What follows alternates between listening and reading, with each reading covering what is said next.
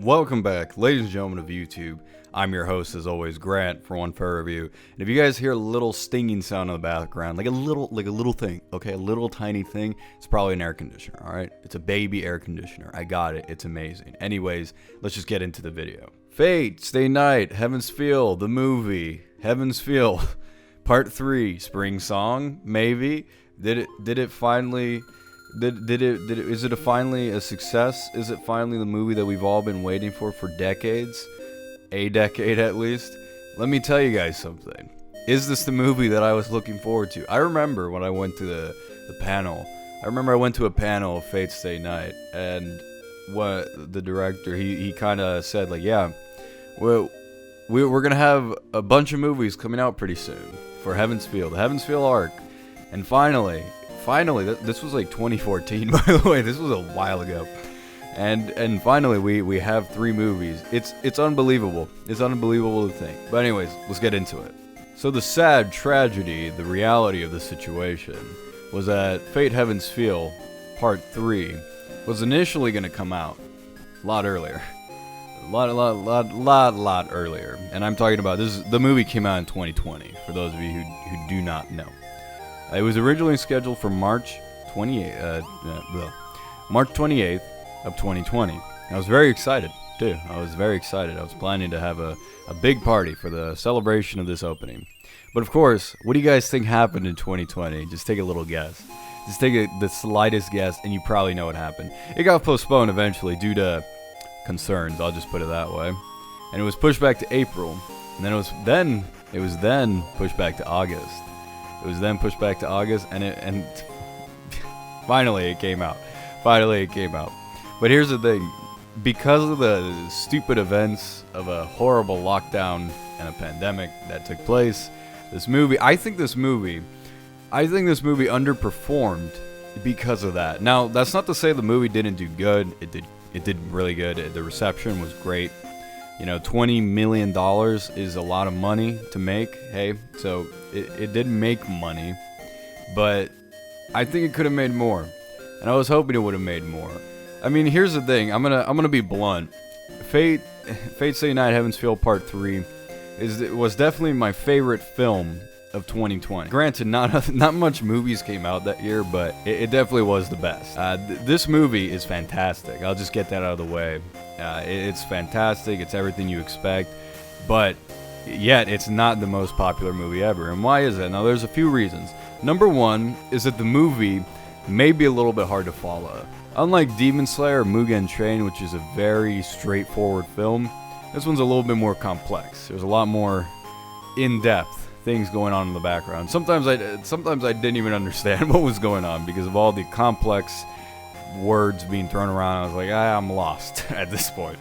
Had to watch it a few more times to truly understand. But so yeah, that's the big thing, is that this movie is a little bit harder to follow than, say, Mugen Train, which that's not to disrespect Mugen Train. That's a fantastic movie, but this one is a little bit harder to follow, and especially in the beginning, there's a lot of explanation. There's always them talking about something. It's interesting talking, but there's just a lot of exposition. This is what's happening, why it's happening. These are events that have transpired. Here's what we should do, all that kind of stuff. So maybe that's not too popular with some people. The second reason is because of, like I said, the lockdown, the pandemic. I think this movie did underperform. I think it could have done better, a lot better, and it really deserved to do a lot better, because to me, this is Ufotable at its best. Kind of jumping into the animation, this is like one of the best animated movies I've ever seen, if not the best. The action scenes are phenomenally good, and the animation is just drop dead gorgeous. This, to me, is just Ufotable just pouring all their assets, all their talent into this final movie of Heaven's Feel, and boy does it deliver. Without spoiling the movie, because I don't want to spoil such a fantastic film, I will talk about a little bit of my opinions on certain aspects of the film, but again, I'm not going to spoil. These are, if anything, these are just common things. But yeah, so I've been vocal about how much I love Heaven's Feel and how much I love the Heaven's Feel route of Fate Stay Night. I definitely think it's the best one, and I think a lot of people, or I have seen people before, say that Unlimited Blade Works is the best. In my personal opinion, I've always disagreed with that because I don't think the writing is as strong. I don't think it's as impactful. It's one thing to prefer, Tosaka Rin as like, okay, that's more my type, more than Mato Sakura. I can get that. But in terms of the character of Shiro, who is the main character, I just never got behind him in Unlimited Blade Works. I couldn't relate to this person who wants to become this hero of justice, who wants to save everybody and all that. And I mean, yes, that's the whole point of the show, which is why Archer does not like Shiro, because he has a very childish and very unrealistic goal that he won't accomplish. And yeah, that's the point, and I do enjoy that. But I just don't find Shiro a strong character in that particular instance because his motivations I just don't relate to. In Heaven's Feel, I've always said this, I've always related to him more in Heaven's Feel because it's not about being a hero of justice for other people. It's about being the hero for the people he loves, for the people he cares about. And that's what I really am drawn to. That's what I can really relate to in the long run because at the end of the day, yes, I can't save everybody in the world, and that sucks. But I can save the people I love, and that's probably, if you're a human being, that's probably more or less what you're going to go for. You're going to try to save the people you care about, and maybe not the ingrates who you don't know. I really hope I'm not sounding like an idiot right now, but that's just kind of my idea. So that's why I've always really liked Shiro, and in this movie, he just personifies that amazing kind of character that I really love. Like, this is the Shiro that personally I think is just the best Shiro. Like, he doesn't really care about other people. He cares about the people he loves. He cares about his friends. He cares about his lover, who is Sakura. He wants to save her. Fuck everyone else. So I really do like that. That's, to me, it's a huge improvement over Unlimited Blade Works. That's what I really love about Heaven's Feel. And I think they really just nailed it to a T in this one. I think he was done very, very well. You could see that selfish side of him, just like, yeah, I don't care. Sakura, I need to save her. I need to save Sakura. I'm going to save Ilia, Rin. I'll save you guys. Whatever happens, it happens. In the final conclusion, you will also see just all the people that we've kind of missed throughout the years kind of get a satisfying end. Again, this is something I had a problem with in Unlimited Blade Works, I'm sure most people already know, is that a lot of people do not play a role. A lot of people that I like do not play a role. Sakura, Ilia, Kotomine, like, they have zero to do in those series, and Gilgamesh has more to do, and it's like, okay, I like Gilgamesh, but I don't really like Gilgamesh in Fate Stay Night. He's just kind of an idiot. He's kind of a jerk. But that's fine. That's his character. In Heaven's Feel, obviously, doesn't play a role. And obviously, other fan favorites, other characters that I really love also don't play a role in this as well. But the characters that, really haven't been shown any kind of justice have been shown justice in here. They have a role. Ilia is not just a throwaway character. Sakura's not a throwaway character, as they were in the last series, because they don't show up. They just don't. Or okay, no spoilers, but they don't play a part. Here they play more of a role, and it's a more satisfying end to their character arcs. The story just never ceases to amaze me at just how just great it is. It's so well written, and they just made all the right choices in this newest film. Is it going to surprise some people? I mean, unless if you haven't played the games, then yeah, sure, I guess it could surprise you. But if you have played the games, I think more or less you're going to kind of know what ending they're going to choose. Obviously, they're not going to choose like the worst ending to go with, because there's quite a few.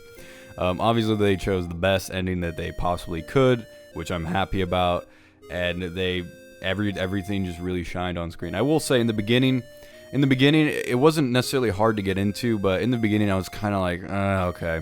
There's a lot of explaining. There's a lot of people explaining what happened and what's going to happen and all that stuff. Like, that is not necessarily an issue, because they kind of need to do that, or otherwise you're not really going to understand the end of the movie. But I do think, like, yeah, that's like one part of the film where I'm not completely into it, because hey, I kind of already know what's happening, and I kind of would just like these characters to spend time with each other, do things together. Obviously, it's a horrible situation, so you can't really have the goofy fun stuff that, you know, most people would want. Watch the Emiya cooking show, all right? The Emiya cooking show is great. That's where you get all your fun character stuff. But yeah, that kind of takes place for like 10 to 20 minutes of the movie, like after the initial beginning. After the first 15 minutes, it kind of has a 20-minute kind of stance where they're kind of explaining more or less the plot and how does Zoken tie in, how does the Tosakas tie in, how does the Ainsburn, you know, tie in, like what are their roles, who is the main baddie, you know, how does Kotomina fit in, like all that stuff. They kind of get that out of the way. It's like, all right, I got it. After a while, it then goes into the second half of the movie, which is not pure action, but that's where a lot of action takes place. The main action scene, of course, is phenomenal. I finally get to see Ryder done justice, and it's amazing. It's truly amazing. Like I said, Demon Slayer. I watched Demon Slayer not recently, but you know, fairly recently. And obviously that movie, I said, you know, it has some of the best action scenes. It does. It really does. But like I said, Heaven's Feel, I think, just is so good that I don't think like there's a comparison. Of course, you can't compare the two. They're two completely different things. But that's, like I said, I think the fight scenes here are just spectacular, and the story just really concluded in the best way. Keeping up the tradition, each Heaven's Feel movie got better and better from the last. At the beginning of this film, I will admit I was kind of saying maybe it's not going to be as good as the other ones, but no. After we get past that 20 minutes of explanation, which again is needed for this type of film, after you get past that, it goes full on onto what everybody wants. And hey, how often do people get the movie that they always wanted? I'll tell you, I don't get that often. Even with anime films, I don't get everything I always wanted. So that was just great. Now, naturally, the movie has been out for a long time. It's been out since 2020. The DVDs and the Blu-rays have also been out for a while.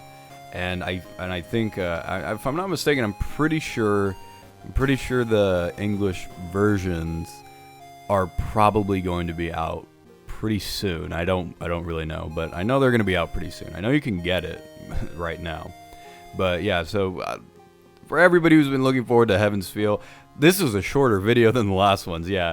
But it's because I really don't have too much to say other than this is a remarkable film. There's only so many times I could say that this film just really worked. That this film is just really great. The characters are amazing. The music, the animation, oh my gosh, it's drop dead gorgeous. Like, it's amazing. It's ufotable at its best. Like, I don't know how many more times I can say that. And unfortunately, if I keep talking about it, I'm gonna risk spoiling crucial parts of the movie. So I'm just gonna stop it right here. I don't have too much more to say other than, of course, I recommend it. Out of 10, it's a 10 out of 10. Have I given a Heaven's Feel movie like anything but a 10 out of 10? I'm gonna have to go back to my videos and see if I did. But yeah, this is a perfect trilogy. I would say that this is a perfect trilogy. This does everything right. It does everything the fans would want. This one has plenty of fan service for everybody. The conclusion to all of our favorite characters, unless you don't like Sakura, which that's kind of weird, but hey, if you don't like her, you don't like her. But yeah, this movie was fantastic, and I hope everybody enjoyed it. I hope everybody loves this film. I hope you guys have watched it. Have you guys watched it? Let me know down in the comments down below. Did you love it, hate it, don't care about it? You're even mad at me for even suggesting it? Let me know down in the comments down below. I always love hearing your guys' responses. Love hearing your guys' thoughts on random things. So please continue the conversation. And if all my rambling just kind of sounded creepy to you and you don't want to subscribe for that, hey, that makes complete sense. Anyways, I'm your host for One Fair Review. Please watch Fate Stay Night Heaven's Feel Part 3. This is the last time I'm going to say it. Please watch it. I might do a spoiler discussion some other time. But please check this movie out. It's amazing. As always, have a nice day, and I'll see you next time on One Fair Review.